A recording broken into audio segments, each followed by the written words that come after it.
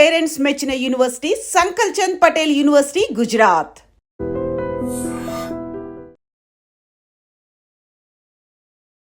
Welcome to I dream. నా పేరు లుంబిని. ఇండియాలోనే 7th మోస్ట్ కామన్ క్యాన్సర్ వచ్చేసి stomach cancer.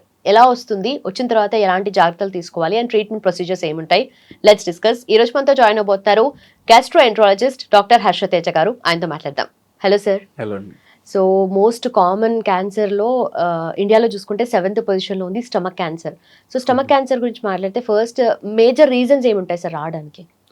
So stomach cancer అనేది స్టమక్లో జనరల్గా 3 పార్ట్స్ ఉంటాయండి: fundus, body and antrum. So different పార్ట్స్కి డిఫరెంట్ కాజెస్ ఉంటాయి.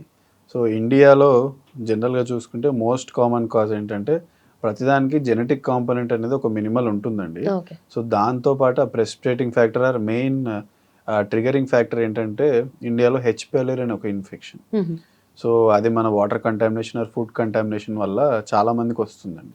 సో లాంగ్ డ్యూరేషన్ ఎసిడిటీ ఉన్న వాళ్ళు, దాన్ని పట్టించుకోకుండా నెగ్లెక్ట్ చేసిన వాళ్ళు ఓవర్ ద టైమ్ ఆ హెచ్ పైలోరీ స్లోగా అక్కడున్న టిష్యూ ఎసిడిటీ వల్ల దాన్ని స్లోగా మ్యాలిగ్నెంట్ ట్రాన్స్ఫర్మేషన్ కావడానికి హెల్ప్ చేస్తుంది. సో ఫస్ట్ క్రానిక్ గ్యాస్ట్రైటిస్, దాని తర్వాత డిస్ప్లేసియా అంటారు, దాని తర్వాత ఎడినోమా, దాని తర్వాత లాస్ట్ స్టేజ్ కార్సినోమా. అలా జనరల్గా ఒక్క సంవత్సరంలో కాదు, జనరల్గా ఓవర్ ద టైం ఒక 5 to 10 years లోపు అసలు ఆ బ్యాక్టీరియా అనేది కంటిన్యూస్గా ఉండటం వల్ల అది స్లోగా మారే అవకాశం ఒకటి ఉంటుంది.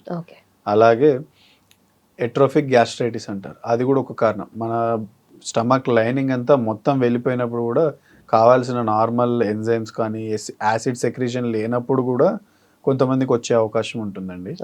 సో ఇంకొకటి ఒబేసిటీ వల్ల కూడా దాంట్లో వచ్చి ఇన్ఫ్లమేటరీ సైటోకైన్స్, అక్కడ ఉండే యాసిడ్ సెక్రీషన్ మోర్ అవ్వటం వల్ల కూడా ప్రిడామినెంట్గా ప్రాక్సిమల్ పార్ట్ ఆఫ్ స్టమక్లో కూడా క్యాన్సర్స్ వస్తాయండి. సో కొన్ని జెనెటిక్ సిండ్రోమ్స్ కూడా ఉన్నాయండి. లించ్ సిండ్రోమ్ అని వేరే రకరకాల సిండ్రోమ్స్ వల్ల కూడా క్యాన్సర్స్ రావచ్చు. సో ఏ కారణం వల్ల వచ్చినా కానీ ఫస్ట్ మనం ఏం సిమ్టమ్స్ ఉంటాయి, అసలు పేషెంట్ మన దగ్గరికి ఎలా వస్తాడు అనేది చాలా ఇంపార్టెంట్ అండి. సో ఒక 5-6 నెలలు కానీ చాలా రోజులు ఎప్పుడైనా ఎసిడిటీ ఉన్న వాళ్ళు ఎప్పుడైనా నార్మల్ ఎసిడిటీ అని నెగ్లెక్ట్ చేయకుండా ఉండటం ఒకటి. 45 years ఎబోవ్ ఉన్న వాళ్ళు మోషన్ ఎప్పుడైనా నల్లగా వచ్చినా, లేకపోతే కొంచెం తిన్నా కానీ ఫుల్నెస్ బాగా అనిపించటము, అసలు తినలేకపోవటము, ఆకలి అనేది తగ్గిపోవటము, అసిడిటీ బాగా పెరిగిపోవటం సడన్గా. సో ఒక 5-6 నెలల్లో చూస్తుంటే వెంటనే బరువు తగ్గిపోతుంటుంటారు. సో ఇట్లాంటి లక్షణాలు ఎవరికైనా ఉన్న వాళ్ళని వెంటనే మనం గ్యాస్ట్రోఎంట్రాలజిస్ట్ని కలవమనటం చాలా ఇంపార్టెంట్ అండి. ఎసిడిటీ కానీ, వెయిట్ లాస్ కానీ, కొంచెం తింటే కడుపు ఫుల్నెస్ రావటం కానీ, మోషన్ నల్లగా రావటం కానీ, హిమోగ్లోబిన్ తక్కువ అవ్వటం కానీ. So these are the simple symptoms and indicators మనం సస్పెక్ట్ చేయడానికి. ఓకే. సో ఈ సిమ్టమ్స్తో వచ్చినప్పుడు మీరు డయాగ్నోస్ చేస్తారు కదా సార్, అంటే what is the procedure? So జనరల్గా గ్యాస్ట్రిక్ క్యాన్సర్కి డయాగ్నోస్టిక్ ఇన్వెస్టిగేషన్ ఆఫ్ చాయిస్ ఏంటంటే ఎండోస్కోపీ అండి. సో ఎండోస్కోపీ చేసి ఆ white light endoscopy, magnified endoscopy ద్వారా మనం ఎర్లీ గ్యాస్ట్రిక్ క్యాన్సర్స్ కూడా కనుక్కోవచ్చు అండి. ఇప్పుడు వచ్చిన కొత్త టెక్నిక్స్ నారో బ్యాండ్ ఇమేజింగ్ అంటారు. సో ఆ న్యూ ఫిల్టర్ స్కోప్లో ఉండటం ద్వారా ఎర్లీ స్టేజెస్ కూడా ఎర్లీ గ్యాస్ట్రిక్ క్యాన్సర్స్ కూడా మనం కనిపెట్టచ్చండి. సో ఇది ఆల్రెడీ అదర్ కంట్రీస్లో చాలా వెల్ వర్స్డ్ టెక్నాలజీస్, కానీ ఇండియాలో మనకి నేషనల్ గైడ్ లైన్స్ లేవు కాబట్టి మనం ఏం చేయట్లేదు.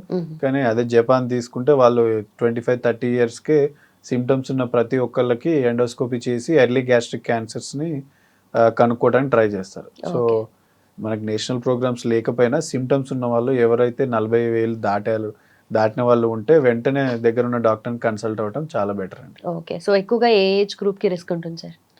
సో జనరల్గా ఒకప్పుడేమో ఎల్డర్లీ వాళ్ళకే వచ్చేవండి. ఇప్పుడు ఆ ఏజ్ ప్రెడిక్షన్ అనేది చేంజ్ అవుతుంది.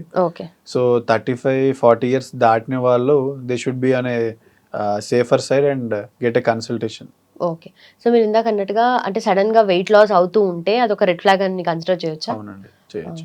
అండ్ ఆల్సో దీనికి ట్రీట్మెంట్ ప్రొసీజర్స్ ఏముంటాయి సార్? సో ఫస్ట్ మనం ఎండోస్కోపీ ద్వారా బయాప్సీ తీసిన తర్వాత అలాగే మనం దానికి PET CT or CT abdomen అనేది చేస్తామండి. సో అక్కడ వరకే స్ప్రెడ్ కాలేదంటే ఏ పార్ట్ ఆఫ్ బాడీలో స్టమక్లో ఇన్వాల్వ్ అయిందని తెలుసుకొని దాన్ని బట్టి సర్జరీ ప్రిస్క్రైబ్ చేస్తాం. ఒకవేళ కొంచెం చుట్టుపక్కల అటు ఇటు స్ప్రెడ్ అయ్యి డౌట్ఫుల్ ఉన్నప్పుడు కూడా ముందు కీమోథెరపీ ఇచ్చి, నియో అడ్జుమెంట్ కీమోథెరపీ అంటారండి, ఆ కీమోథెరపీ ఇచ్చిన తర్వాత ట్యూమర్ ష్రింక్ అయిన తర్వాత సర్జరీ చేసి దాన్ని రిసెక్ట్ చేసేస్తామండి. మన ఇండియాలో ప్రాబ్లం ఏంటంటే చాలామంది వచ్చే ఎర్లీ సిమ్టమ్స్ అనేది నెగ్లెక్ట్ చేస్తూ వదిలేస్తారు. సో చాలామంది మన ఇండియాలో ఉన్న స్టాటిస్టిక్స్ ప్రకారం బాగా స్ప్రెడ్ అయిపోయి తర్వాతనే వస్తారు. అలాంటి వాళ్ళకి మనం ఓన్లీ పాలియేటివ్ కీమోథెరపీ ఇవ్వగలమండి. ఓకే. సో ఎప్పుడైనా ఇలాంటి వార్నింగ్ సైన్స్ మనం చూసినప్పుడు బరువు తగ్గటం, ఆకలి తక్కువైపోవటము, రక్త శాతం తగ్గటము, మోషన్ బాగా నల్లగా రావటము, మోషన్‌లో బ్లడ్ ఎప్పుడైనా కనపడితే దాన్ని నెగ్లెక్ట్ చేయకుండా ఉండి వెంటనే చూయించుకుంటే ఆ స్ప్రెడ్‌ని తగ్గించేసి మనం కంప్లీట్‌గా డిసీజ్ అనేది క్యూర్ చేయొచ్చండి. Okay. Okay. So usually gut health బావుంటేనే బాడీ హెల్త్ బావుంటది అని అంటారు కదా!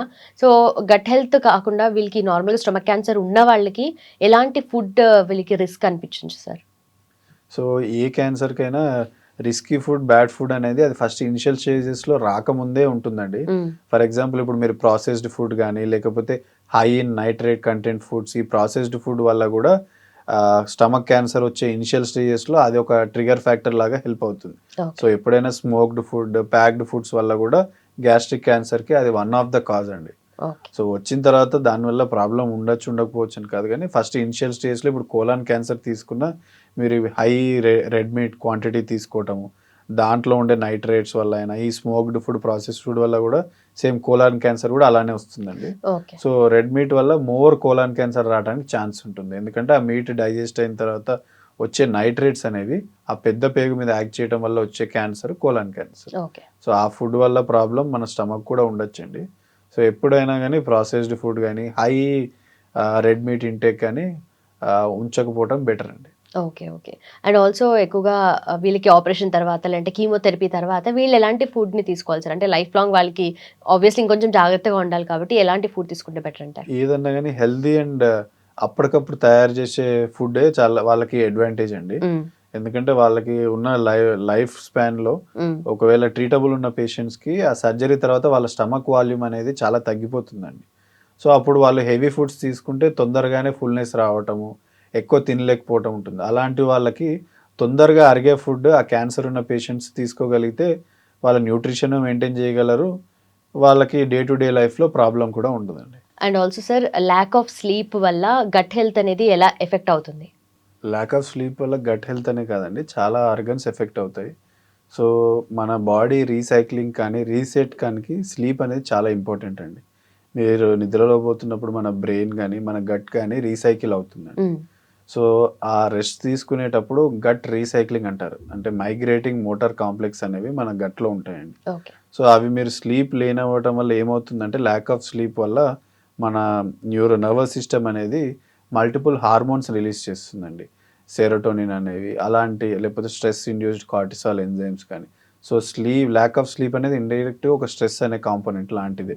ఓకే. సో అప్పుడు ఆ స్ట్రెస్ హార్మోన్స్ అనేది రిలీజ్ అవుతుంటాయి. దానివల్ల మన గట్‌కి చాలా కాంప్లికేషన్స్ అనేవి స్టార్ట్ అవుతుంటాయి.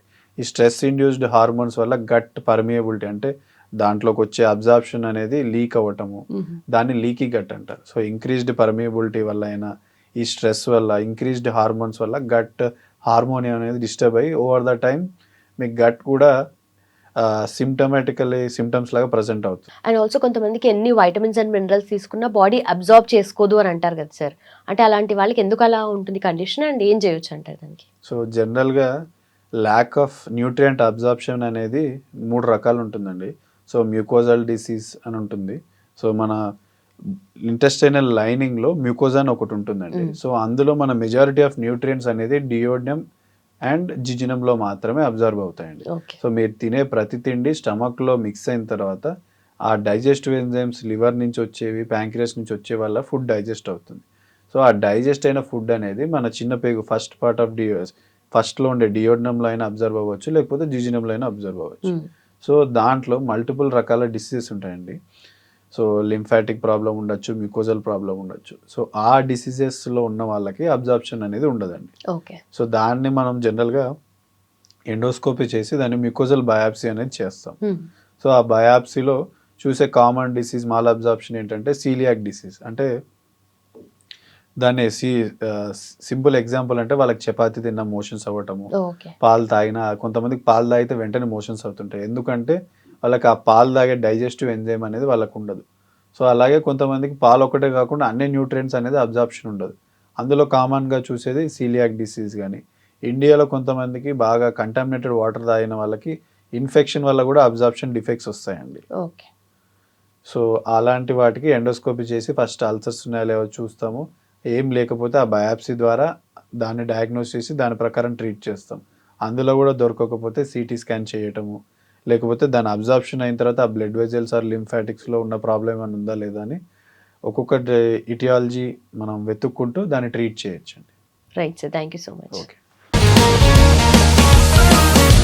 Sir, one life lesson what medicine has taught you. whatever you can do without expecting. But I really believe మన పాజిటివ్ యాటిట్యూడ్ ఉంటేనే మనం ఏదైనా సాధించగలం. గట్ని మనం కరెక్ట్ గా డీల్ చేసినట్లయితే అది మనకి పాజిటివ్ హార్మోన్స్ ని రిలీజ్ చేస్తుంది. షుగర్ వచ్చిన వాళ్ళ పరిస్థితి ఏంటి? పొట్ట దగ్గర పెరిగితే దాన్ని ఆండ్రాయిడ్ అంటారు, ఆండ్రాయిడ్ ఫోన్ కదా. అసలు థాట్స్ ఎందుకు వస్తాయి? బ్రెయిన్ డెడ్ అంటే దానికి ప్రపంచం అంతా కూడా కొన్ని నిర్దిష్టమైనటువంటి లక్షణాలు ఉంటాయి. మానసికంగా ధైర్యంగా ఉంటే క్యాన్సర్ జయించవచ్చు. You are a doctor for a cause sir, అంతే. వాళ్ళకి వచ్చిన ఆదాయం కాకుండా ఫ్రీ సర్వీస్ ఎంతమందికో చేస్తారు.